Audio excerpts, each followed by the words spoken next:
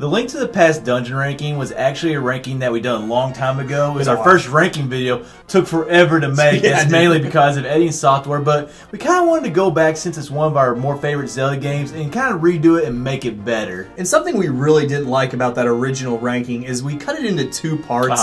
And at the time, I think we were thinking time. Actually, we were thinking. We didn't want it to be too long of a video, but we realize now that we'd rather have it all combined into one. Now we have an hour Mario Kart 8 track ranking video up. We clearly don't care about time too much. And then also in the original, we did not include Hyrule Castle or Ganons Tower. At that time, we were kind of more on the pendants and the crystals are the real dungeon. And since then, we changed kind of like our thinking. So we did include Hyrule Castle and Ganons Tower in this ranking. And kind of going along with Hyrule Castle, we've seen some people consider like the sewer passageway from the beginning of the game to be its own separate dungeon. But to us, we think it's just more of an extension of Hyrule Castle. We didn't include any footage of it, but that's how we think. If you want to put it within a dungeon, go ahead and combine it with Hyrule Castle. Now, if you're trying to go back and find the original Link to the Past dungeon ranking video that we made, it's no longer on YouTube. We're going to take it down and replace it with this one. Now, please keep in mind that these rankings are just our opinions. You may not agree with us. That's half the fun of Zelda. But if you it's hard to agree over 12 dungeons. Exactly. But feel free to leave your rankings in the comments section. And if you wait around until the end, you'll see our individual rankings and where we place each of these dungeons. This is our new and improved Link to the Past dungeon ranking. Let's go to the video.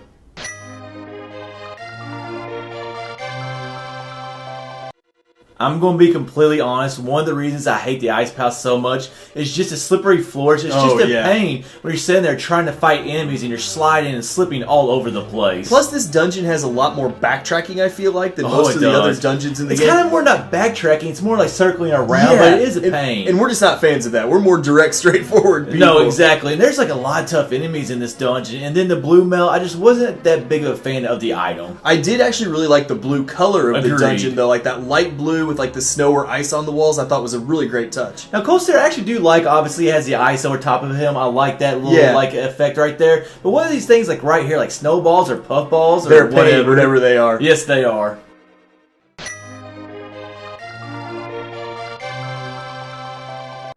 Like so many first dungeons in the Zelda series, the Eastern Palace really just doesn't have anything to it. It's a very straightforward, very simple dungeon. It suffers from the first dungeon of the game syndrome, which we talk about a lot of times. Now, one thing I didn't like was the dark rooms. You'll hear us say that more in this video, but I did actually like the color, like the purple and green that we got with the dungeon. I really liked getting the bow this early in the game, actually. It's great to have, like, it's one of the best items in the game, and to get it in the very first dungeon is really cool. And I kind of like the shooting ballroom too, like just kind of like dodge all those balls. Just a cool little like a room early on in the game. And I thought the Armos Knights, for being the first boss of the game, actually looked really cool. They look big and intimidating, and the way it switches when you get down to the last one was a nice touch.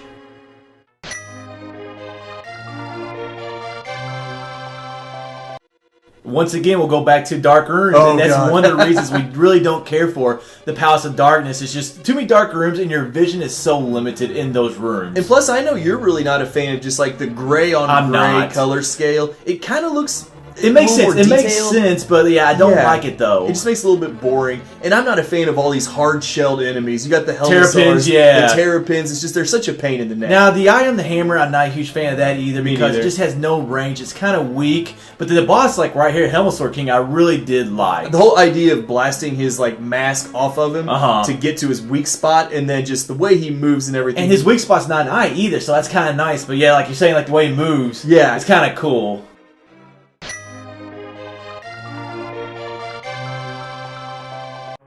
Normally we're a lot higher on desert-themed dungeons than we are right now, but the Desert Palace, being so early in the game, just really didn't have a lot to offer. Now I did like the look. We kind of got the light brown walls, like so kind of goes along with the desert. And also the floor, like got some maybe sand pattern or something. I really like that. And I like the idea of the enemies coming out of the floor. It makes you feel like they're, you know, attacking you from under the desert. And then another one of those dungeons where you go outside. We always loved that. And it wasn't for a long time, but it was still enough. The Power Glove is not my favorite item in the game, but it does actually open up part of the overworld for us to explore. Now, land molas, I'm actually not a big fan of those dirt clots that they kind of come flying out of the ground. I always hated that part of the boss fight. Well, they go flying in every single direction. You got 3 of them coming up at once. Can make it a bit challenging.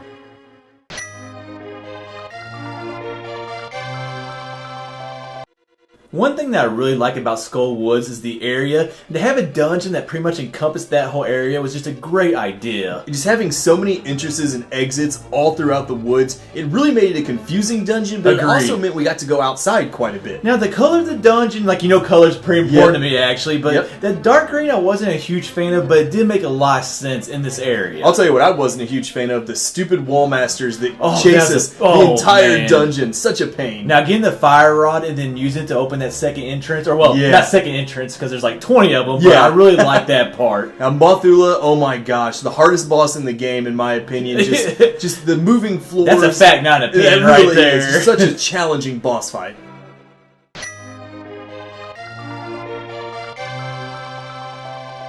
Finally, a dungeon that has a different theme to it. First of all, it's true. That's what's killing us is we can't talk about the theme in all these parts. Really, but the Hyrule Castle dungeon theme is one of my all-time favorite songs. Agree, mine too. And I just love having like an actual castle to explore. It's the first time we got in a Zelda game. Like we had in Zelda 2 a little bit, but you really just walk out there. I just love the whole decor, especially like in the throne room, and also just like the fact that we visit this place very early in the game, and we come back and explore the rest of it later on. Now the cutscene with Aghanim and Zelda, just really love that cutscene, and then fighting Aghanim. I like the whole, like, he's a wizard and he's kind of like shooting magic or light orbs at you. But it's really not a tough fight for how important of a character he is in the game. But I like the fact that, like, these deflecting the light orbs back at him is something that's persisted through many more Zelda games.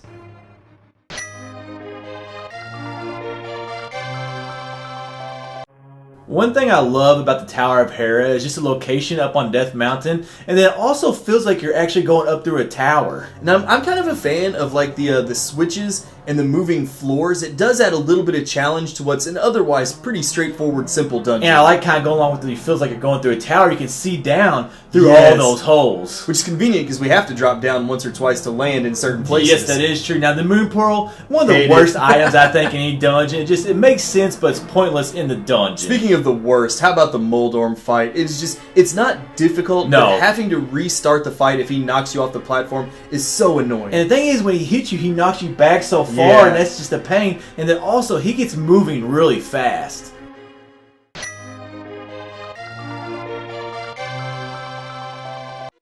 Ganons Tower really is a strong final dungeon of the game. It is so long and difficult. I love the dark purple color of the dungeon. At least for me, it kind of gives it that evil feel. And I love the statues showing Ganon holding the Triforce right at the beginning of the dungeon. You know, like Tower of Hera, it also feels like you're going up through this tower right here. There's like many floors of the dungeon. I liked getting the red mail here. It's a defensive upgrade, and there are some tough enemies in this dungeon. You will lose hearts, so getting that defensive upgrade was a really nice thing. Especially in those ice shrooms. You're going to lose a lot of heart in those ice shrooms. Now, the Aghanim fight, I really didn't care for it that much because it's so similar to the first one, but the room did look a lot more cooler and a lot more evil. Oh, I just love the red look to it. You got the lightning flashing in the background. Looked much better.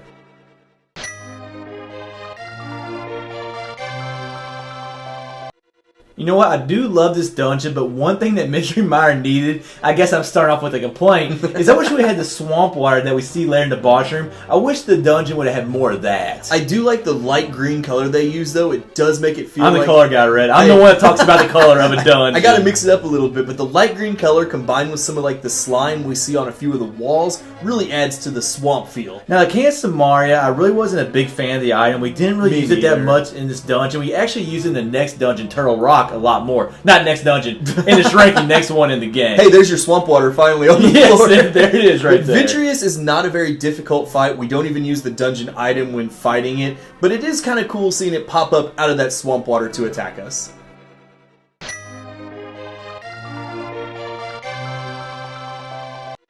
For being the shortest dungeon in the Dark World, Thieves Town actually had a lot of things that Hick and I really loved about it. And one thing that I liked was actually the escorting mission. It's something that we're not huge fans of in Zelda, but this game didn't have a lot of it, so it was okay. And how about the lighting effects of like the sunshine coming in through the windows, shining down to the lower level? It was such an awesome effect. Probably one of my favorite things of the dungeon, and one of my favorite things in the game. It was just an awesome effect, like you said, back in 1992. And how about the twist we get, revealing that the girl we're escorting turned out to be the boss the whole time, and what a boss fight this was. I know, you got those three heads that are like spinning around, they're shooting fireballs, just a lot going on, and made it a lot of fun. There's just a lot of obstacles to dodge, and yeah, that challenge, it really did make it a fun, memorable boss fight.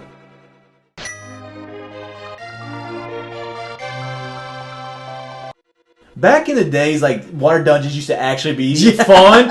And Swamp Pass, like, I really enjoyed it. And once again, the water, it just made it look beautiful. And just the idea of raising and lowering the water levels before Nintendo took it to the extreme level. It was a fun puzzle that we hadn't really had before. And I like the whole shallow water areas, like the sound you get along with those. Yeah. And then you also had those, like, snakeheads or whatever in the wall that have water leaking out of them. Just really great details. And how about the hook shot? Always one of our favorite items in every Zelda game. And it is used so well, not just in this dungeon, but in the whole game. That waterfall room back there I also really love. And now the boss, I like how the boss actually used the hook shot and those things kind of like came out wider against you. And he can be tough to dodge when he drops out of the sky and just starts bouncing all around the place. It adds a little bit of challenge.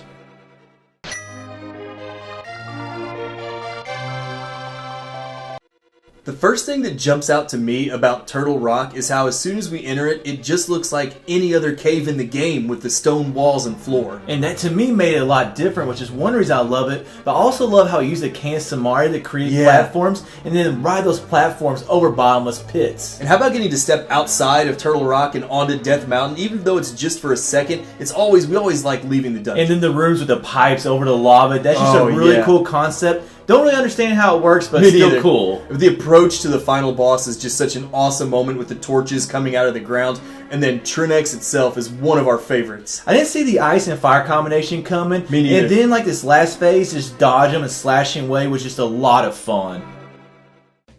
You can see here our individual rankings. We actually weren't too far all over the place. No. We had the same first dungeon, which is a nice change of pace. Yes. Well, a couple of games we've had that. Yeah. Now, we also had the bottom three exactly the same, and I don't think we probably have seen that in one of our other rankings, but it's not something that you usually see. Our biggest difference was definitely Hyrule Castle. You had it all the way up at number 5. I had it down at number 9, but other than that, we were pretty much in the same ballpark. I think we can agree 12 strong dungeons that just made this game great. If you want to check out all our Zelda videos, you can click on the red subscribe button at the top, which will take you to our YouTube channel. And be sure to check out our website. We're actually really thrilled about that website. Yes, we are. A lot of our stuff is on there, and then you can also check us out on social media at the following names. And if you click on the video at the left, it'll take you to our top 10 Zelda games. And if you click on the video on the right, it'll take you to our top 10 Zelda dungeon themes. And then click on either one of those videos. We'll send you to a playlist where you can find all our Zelda ranking videos.